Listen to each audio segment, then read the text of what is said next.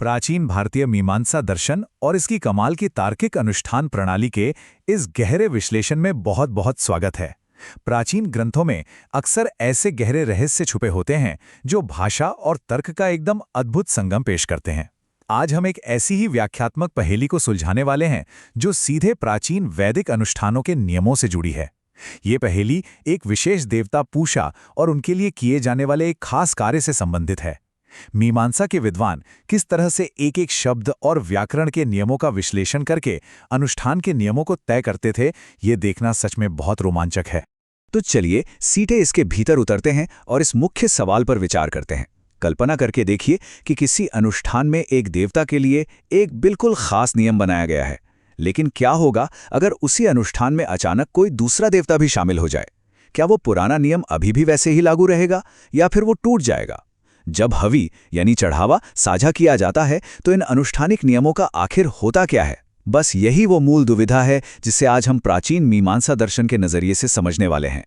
इस जटिल दार्शनिक तर्क को अच्छे से समझने के लिए हमारी आज की रूपरेखा कुछ इस तरह होगी।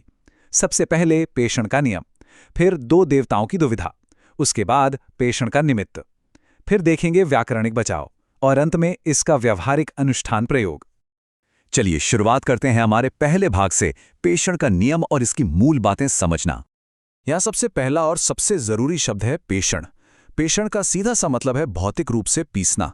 वैदिक अनुष्ठानों में जब पूषा देवता को चरु यानी हवि अर्पित की जाती है तो एक बहुत ही सख्त नियम है कि वह हवि पीसकर ही दी जानी चाहिए। ध्यान रहे, यह कोई हवाई विचार नहीं है, बल्कि एक एकदम स्पष्ट भौतिक क्रिया है। और हमारी आज की पूरी बहस इसी बात पर टिकी है कि यह पीसने की क्रिया किन परिस्थितियों में अनिवार्य रहती है और कब नहीं। दूसरा महत्वपूर्ण शब्द जो हमें समझना है वो है पूर्व पक्ष। मीमांसा दर्शन में विचार विमर्श का एक बहुत ही खास तरीका होता है। किसी भी अंतिम निष्कर्ष, जिसे सिद्धांत कहते हैं, उस पर पहुंचने से पहले विरोधी पक्ष का तर्क पूरी मजबूती के साथ सामने रखा जाता है। इसे ही पूर्व पक्ष कहा जाता है। आज हम जिस तर्क का विश्लेषण कर रहे हैं वो असल में इसी बहस का शुरुआती या प्रथम दृष्टया दृष्टिकोण है। यह आगे के तार्किक विश्लेषण के लिए एक मजबूत मंच तैयार करता है। अब आते हैं दूसरे भाग पर, दो देवताओं की दुविधा और हवि का साझाकरण। स्थिति कुछ इस तरह की है। एक स्थापित नियम है कि पूषा को जो हवि मिलेगी वो हर हाल में पिसी हुई होनी चाहिए। लेकिन अनुष्ठान में एक स्थिति ऐसी आती है जिसे सद्वितीय कहा गया है, यानी जब देवता अकेले नहीं होते। अब सोचिए, यदि पूषा को वो हवि किसी अन्य देवता के साथ साझा करनी पड़े तो क्या होगा? क्या दूसरे देवता के आ जाने से पूषा के लिए तय किया गया पीसने का यह नियम रद्द हो जाएगा? ये दो देवताओं की उपस्थिति ही इस पूरी चर्चा की सबसे बड़ी और दिलचस्प दुविधा है। यहां से हम आगे बढ़ते हैं तीसरे भाग की ओर, पेषण का निमित्त, जहां हम जामिनी सूत्र 3.3.41 को गहराई से समझेंगे। ये सूत्र मीमांसा की सटीकता का सच में एक बेहतरीन उदाहरण है। एक एक शब्द पर गौर करते हैं। अपि वाह यहां दृष्टिकोण में हो रहे बदलाव का संकेत दे रहा है। सद्वितीय का सीधा सा अर्थ है कि पूषा देवता अकेले नहीं है, बल्कि किसी अन्य देवता के साथ है। और इसमें सबसे अहम शब्द है देवता निमित्तवत्वात्, जिसका मतलब है कि देवता का होना ही इस कार्य का ट्रिगर या कारण है। पूर्व पक्ष का तर्क बिल्कुल स्पष्ट है कि चूंकि पूषा देवता वहां मौजूद हैं, इसलिए केवल उनकी उपस्थिति ही पेषण की क्रिया को ट्रिगर करने के लिए काफी है, भले ही उनके साथ कोई दूसरा देवता भी क्यों ना खड़ा हो। चलिए अब रुक करते हैं चौथे भाग का, व्याकरणिक बचाव, जिसमें हम शाबर भाष्य का प्रमाण देखेंगे। अब इस बारे में जो सबसे दिलचस्प बात है वो ये है कि कैसे अनुष्ठान के नियमों को पूरी तरह से व्याकरण द्वारा नियंत्रित किया जाता है। एक तरफ वो नियम हैं जो बेहद कठोर हैं, जैसे चतुर्धारीकरण या इंद्रपीत। ये विशेष नियम तभी लागू होते हैं जब देवता पूरी तरह से अकेला और स्वतंत्र हो। अगर कोई दूसरा देवता आ जाए तो ये नियम तुरंत टूट जाते हैं। लेकिन दूसरी तरफ देखिए, पूषा के लिए इस्तेमाल हुआ शब्द प्रपिष्ट भाग एक समावेशी नियम है। ये कुछ इस तरह बना है कि यदि हवि किसी दूसरे देवता के साथ साझा भी की जा रही हो, तब भी ये नियम बिना टूटे अपना काम करता रहता है। ऐसा इसलिए संभव है क्योंकि प्रपिष्ट भाग असल में एक बहुव्रीहि समास है। इसे एक गणित के समीकरण की तरह समझकर देखते हैं। बहुव्रीहि समास हमेशा किसी अन्य पद की विशेषता बताता है। प्रपिष्ट भाग का अर्थ है वह जिसका भाग पिसा हुआ है। ये भाषा खुद इस बात की अनुमति देती है कि पूषा का भाग तो पिसा हुआ ही होगा, चाहे वो किसी के भी साथ साझा किया जा रहा हो। व्याकरण के नजरिए से दूसरे देवता के आ जाने से इस विशेषण में कोई भी दोष या खराबी नहीं आती है।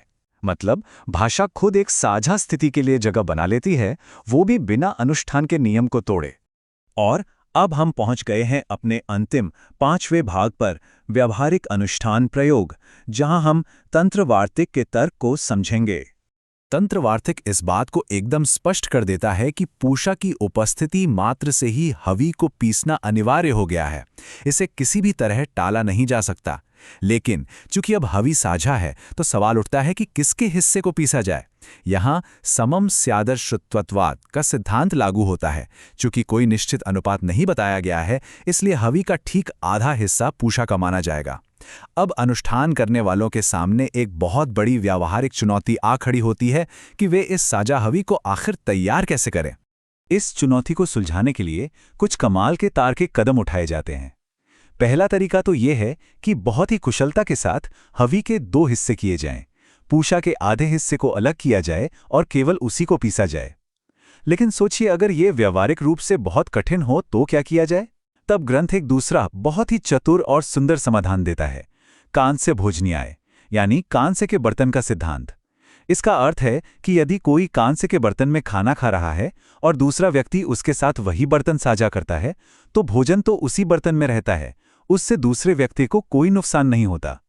बिल्कुल इसी तरह यदि पूरी की पूरी हवि को ही पीस दिया जाए, तो पूषा को अपना पिसा हुआ भाग मिल जाएगा और दूसरे देवता को पिसी हुई हवि मिलने से कोई दोष या नुकसान नहीं होगा। आखिर बिना मेहनत का पिसा हुआ खाना किसे बुरा लगता है?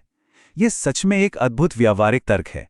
तो यहां सबसे महत्वपूर्ण बिंदु ये है कि भाष्य प्रकाश की इस एक पंक्ति में विरोधी पक्ष यानी पूर्व पक्ष का पूरा सार छिपा हुआ है। पूषा देवता का अस्तित्व ही पेषण का हेतु है।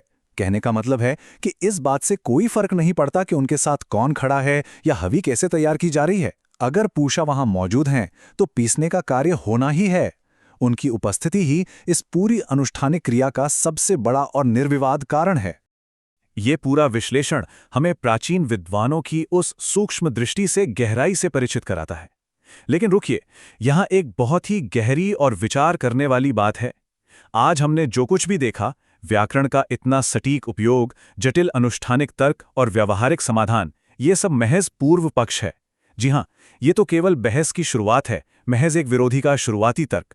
अब सोचकर देखिए, यदि शुरुआती तर्क में ही केवल एक साधारण से बहुव्रीहि समास में इतनी अनुष्ठानिक शक्ति और गहराई मौजूद है, तो जब मीमांसा के विद्वान अपने अंतिम निष्कर्ष या सिद्धांत पर पहुंचेंगे, तो उसमें कितने और अद्भुत रहस्य और तार्किक मोड़ छिपे होंगे। इस बौद्धिक यात्रा का असली रोमांच तो अभी बाकी है। इस विश्लेषण से जुड़ने के लिए आपका बहुत बहुत धन्यवाद। ऐसे ही सीखते रहें और सवालों को हमेशा जीवित रखें।